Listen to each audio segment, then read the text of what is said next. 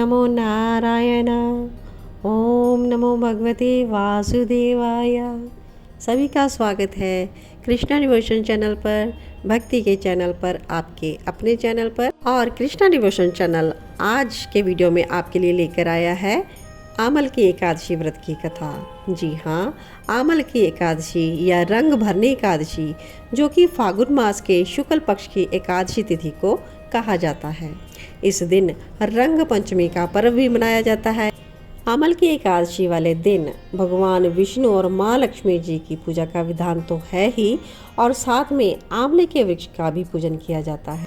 आमल की एकादशी व्रत के महत्व की बात करें तो ऐसा माना जाता है कि इस व्रत को करने से स्वर्ग और मोक्ष दोनों ही प्राप्त होते हैं, और जो व्यक्ति इस व्रत को करता है वो 1000 गायों के दान का पुण्य प्राप्त कर लेता है।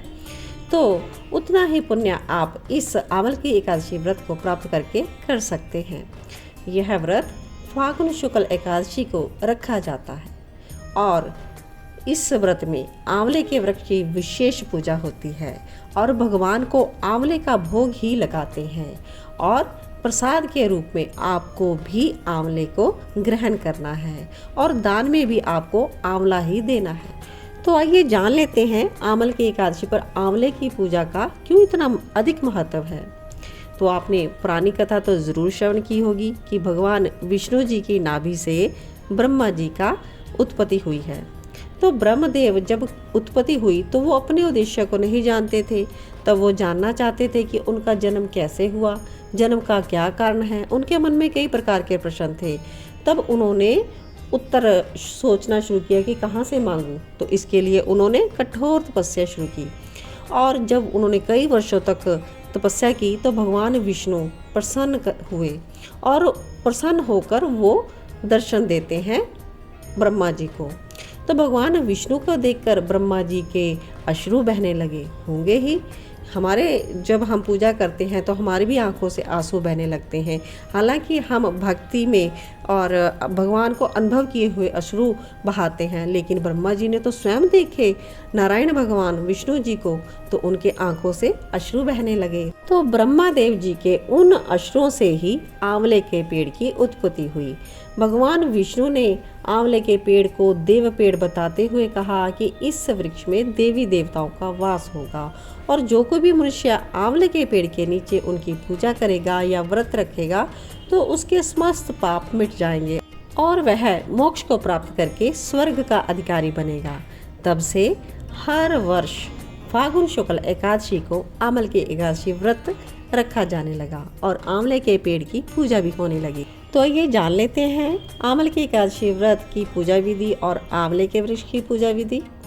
सबसे प्रथम तो आप दशमी तिथि के दिन ही, यानी कि एकादशी व्रत के पहले दिन रात्रि में ही एकादशी व्रत का स्मरण करते हुए भगवान विष्णु का ध्यान करते हुए हमें सोना चाहिए, और अगले दिन आमल की एकादशी के दिन सुबह स्नान इत्यादि करके भगवान विष्णु की प्रतिमा के समक्ष हाथ में तिल, कुश और जल, फूल इत्यादि लेकर संकल्प कर लेना चाहिए कि मैं भगवान विष्णु की प्रसन्नता और मोक्ष की कामना के लिए इस एकादशी का व्रत कर रहा हूँ, और यह मेरा व्रत सफल हो और श्री हरि मुझे अपनी शरण में रखें। और इसके बाद आपको भगवान की पूजा मंत्र इत्यादि के साथ करनी चाहिए, और कथा पढ़नी चाहिए, और जो विष्णु सहस्त्र नाम है वो भी करना चाहिए। और उसके बाद आपको सारी पूजा की सामग्री लेकर आंवले के वृक्ष की पूजा भी करनी है। सबसे पहले तो आप वृक्ष के चारों ओर की भूमि को साफ कर लें। गाय का गोबर है तो उससे भी आप लीप सकते हैं, और पेड़ की जड़ में ही एक वेदी बना दें और उस पर कलश स्थापित करें, और कलश में देवताओं का, तीर्थों का और सागर को आपको आमंत्रित कर लेना है। कलश में सुगंधित इत्यादि इलायची या रतन या धन यानी कि सिक्के डालकर आपको रख लेने हैं, और उसके ऊपर आप जानते ही हैं पंच पल्लव रखने हैं, और दीप जला लेना है। और आपको कलश के ऊपर विष्णु जी की प्रतिमा भी स्थापित कर देनी है, या भगवान परशुराम की मूर्ति भी आप स्थापित करके उनकी पूजा कर सकते हैं। और रात्रि में भगवत कथा, भजन, कीर्तन करते हुए आप प्रभु का स्मरण करते रहें। और द्वादशी के दिन आपको सुबह उठकर पहले ब्राह्मण को भोजन करवा देना है, दक्षिणा दे देनी है, और जो कलश था आपने स्थापित किया वो भी आपको ब्राह्मण को ही भेंट कर देना है। तो इन क्रियाओं के पश्चात आपको अन्न जल ग्रहण करके व्रत का परायण कर लेना है। तो आइए आगे हम आमल की एकादशी व्रत की कथा भी श्रवण कर लेते हैं। प्राचीन काल में चैत्रथ नाम का चंद्रवंशी राजा राज्य करता था। अत्यंत ही वह विद्वान और धर्मी था। उसके नगर में कोई भी व्यक्ति दरिद्र या कंजूस नहीं था। सभी जो नागरिक थे वो विष्णु भक्त थे और राज्य के सभी लोग एकादशी का व्रत किया करते थे। और एक समय फागुन मास के शुक्ल पक्ष की आमल की एकादशी आई। उस दिन राजा, प्रजा तथा सभी बाल और वृद्ध सब ने व्रत किया।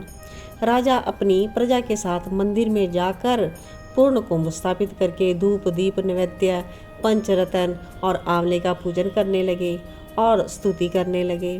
कहने लगे, हे धात्री, तुम ब्रह्म स्वरूप हो। धात्री कहते हैं आंवले के वृक्ष को, और कहते हैं कि तुम ब्रह्म स्वरूप हो, तुम ब्रह्मा जी द्वारा उत्पन्न हुए हो और समस्त पापों का नाश करने वाले हो। तुमको नमस्कार है, आप मेरा अर्घ्य स्वीकार करो। आप श्री रामचंद्र द्वारा सम्मानित हो। मैं आपकी प्रार्थना करता हूँ, आप मेरे समस्त पापों का नाश करो। और उस मंदिर में ही सबने रात्रि को जागरण किया। रात्रि के समय वहाँ पर एक बहेलिया आया जो कि बहुत ही पापी और दुराचारी था। वह तो अपने कुटुंब का पालन करने के लिए जीव हत्या किया करता था। भूख और प्यास से वह अत्यंत ही व्याकुल था और जागरण को देखने के लिए इसीलिए वह बहेलिया मंदिर के एक कोने में बैठ गया और विष्णु भगवान का एकादशी का महत्म्य कथा इत्यादि उसने सुना। और मनुष्य की भांति ही जो बाकी मनुष्य बैठे थे उनकी भांति ही सारी रात जाग कर बिता दी। और प्रातःकाल होते ही जब सब लोग अपने अपने घर चले गए तो बहेलिया भी अपने घर को चला गया। घर जाकर उसने भोजन किया और कुछ समय बीतने के पश्चात उस बहेलिये की मृत्यु हो गई।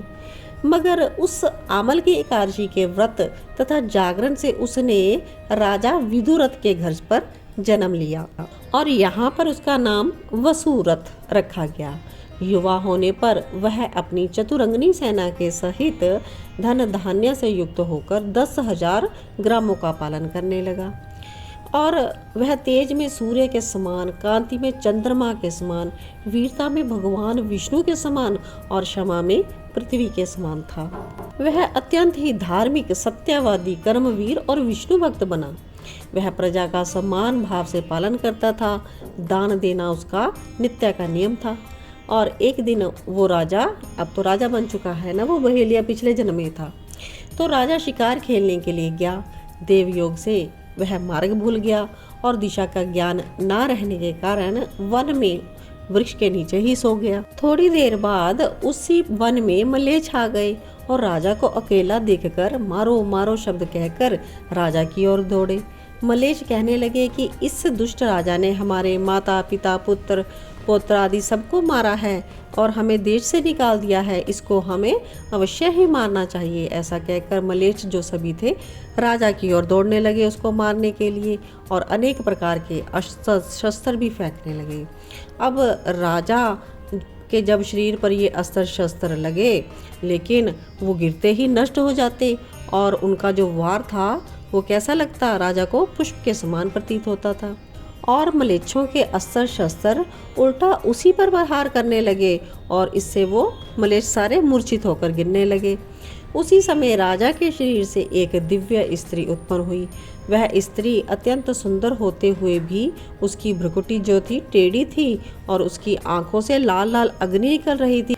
इस प्रकार का रूप लिए हुए वह दूसरे काल के समान प्रतीत होती थी। वह स्त्री मलेच्छों को मारने लगी, दौड़ी उस तरफ और सब मलेच्छों को काल के गाल में पहुंचा दिया।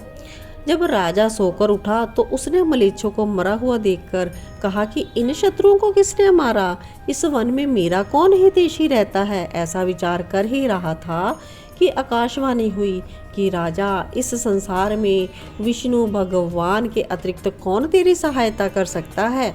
जब राजा ने इस आकाशवाणी को सुना तो वह अपने राज्य में आ गया और सुखपूर्वक राज्य करने लगा।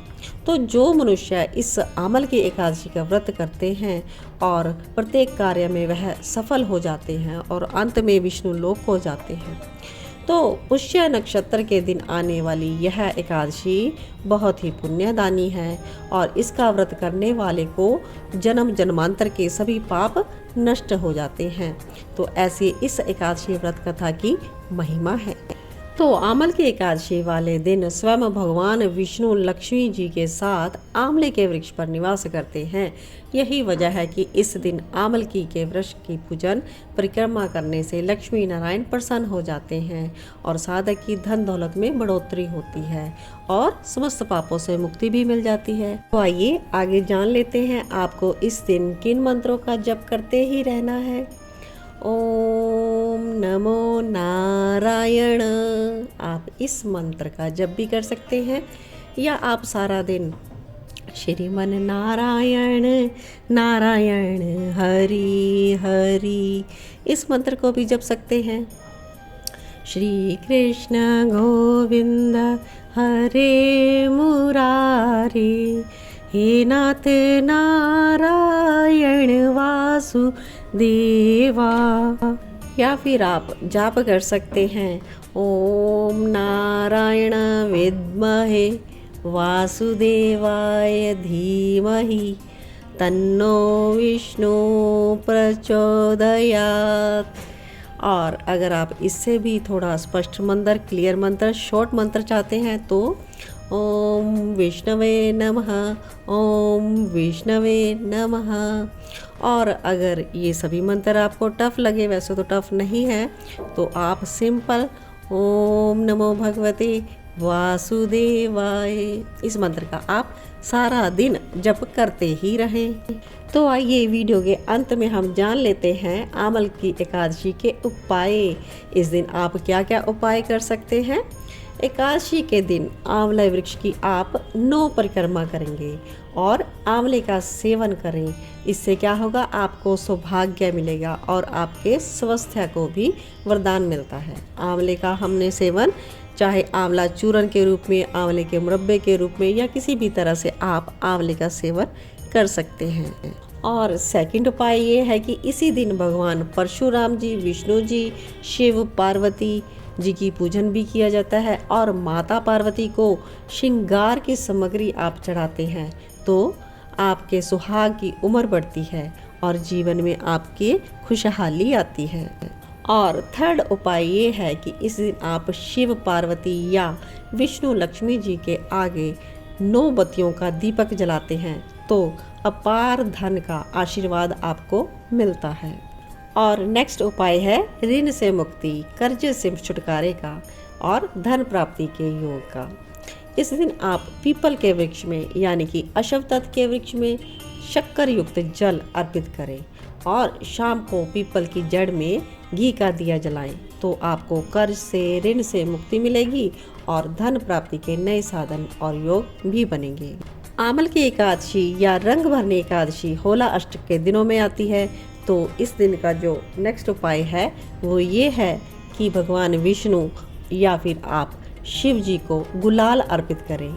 यह करने से आपकी आर्थिक परेशानियां दूर होती हैं। और वैसे भी हमारे श्याम सुंदर को होली का जो त्यौहार है वो बहुत ही प्रिय है, तो हम अपने भगवान श्री हरि को गुलाल तो ज़रूर अर्पित करेंगे और खूब होली का उत्सव भी मनाएंगे। तो आशा करती हूँ आपको एकादशी के व्रत की तमाम जानकारी मिल चुकी होगी और आप इस एकादशी व्रत को ज़रूर करेंगे श्री हरि की प्रसन्नता के लिए और अपनी भक्ति में वृद्धि के लिए। और आपको यह जो मनुष्य जीवन मिला है यह बहुत ही अनमोल है। इसे आप प्रभु को अर्पण कर दीजिए, प्रभु के समर्पण हो जाइए, प्रभु के शरणागत हो जाइए और अपने जीवन काल में ही प्रभु हरि को प्रसन्न कर लीजिए और अपने जीवन को आप इस 84 लाख जोनियों से मुक्ति प्राप्त कर लीजिए। तो इन्हीं शब्दों के साथ अपने वीडियो को विश्राम देती हूँ। आशा करती हूँ आपको आज का वीडियो पसंद आया होगा। आप अपने प्यारे प्यारे कमेंट्स ज़रूर दीजिएगा और वीडियो को लाइक ज़रूर कर दीजिएगा और अपने रिश्तेदारों सगे संबंधियों में इस वीडियो को शेयर करना ना भूलिएगा। न्यू व्यूअर्स जो चैनल पर आ रहे हैं पहली बार, चैनल को सब्सक्राइब ज़रूर कर लीजिए। आपको एक ही बार सब्सक्राइब करना है और बेल आइकन को प्रेस कर लेना है ताकि आने वाले वीडियो की नोटिफिकेशन आपको टाइमली मिल सके।